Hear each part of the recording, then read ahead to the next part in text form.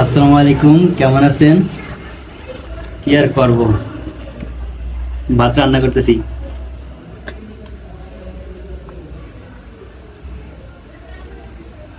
Office politics এর শিকার কম বেশি সবাই হয়ে থাকে।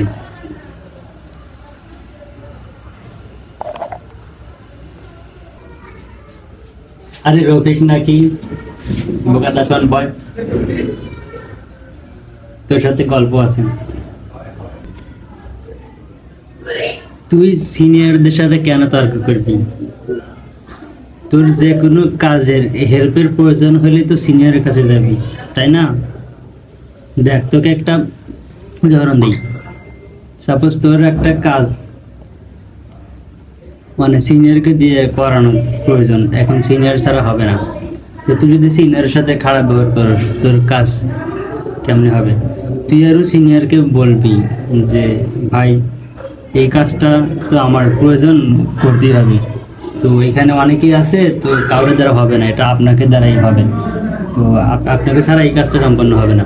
তখন সে একটু মানে গর্বে ফুলে উঠবে যে কি, আমাকে ছাড়া নাকি হবে না। তখন তোর কাজটা এরকম মানে তুই তোর কাজটা করে দেবে। আর তুই যদি সিনিয়রের সাথে মানে প্রতিযোগিতা নামস বা তর্ক করস, তাহলে কি হবে?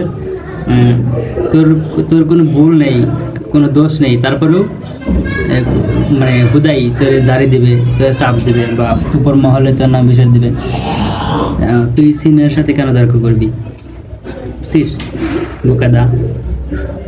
আর সিনিয়র সাথে তর্কে কখনো পারবি না। আর যেহেতু তুই জুনিয়র, তোর তো অনেক কিছু শেখার আছে সিনিয়রের কাছ থেকে।